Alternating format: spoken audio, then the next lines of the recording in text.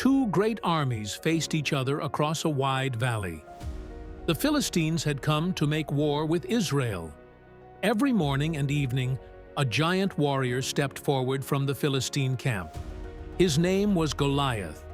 He shouted a challenge to Israel, "Send me your best fighter. If he defeats me, we will serve you."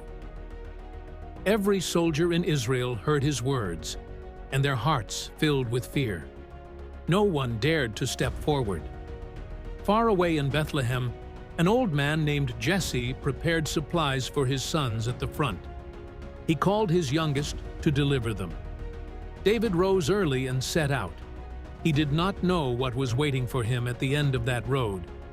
When David reached the camp, the sound of shouting and marching filled the air. He ran to greet his brothers among the army. As David stood watching, the giant came forward again. He saw the fear in the soldiers and wondered why no one answered him. David spoke with quiet courage among the men. "Who is this man that he should defy the armies of the living God?"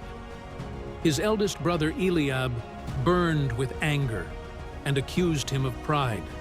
But David stayed calm and would not be silenced. Word of the young shepherd reached King Saul, and David was brought before him. The king looked on him with doubt. David told the king how he had fought lions and bears to protect his flock. "The Lord saved me then. He will save me now." Saul looked at the young shepherd and made his decision.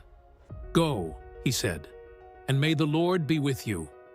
The king dressed David in his own armor, but David could not move freely in it. He removed it all and chose his own way. David went to the stream and chose 5 smooth stones. He placed them in his shepherd's bag and picked up his sling. David walked forward alone across the valley. One young shepherd against the most feared warrior in the land.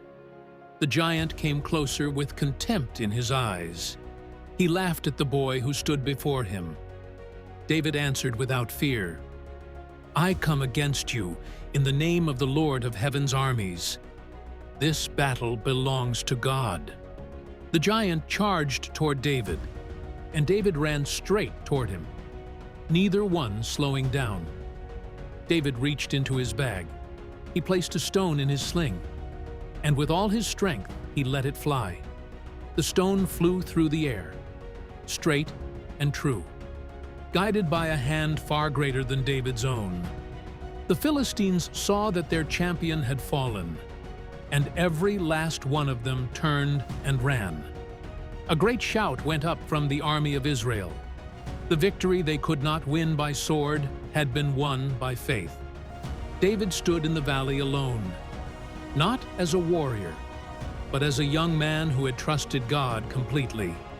The battle was over, and all the land knew that Israel had a God, one who fights for those who trust in him.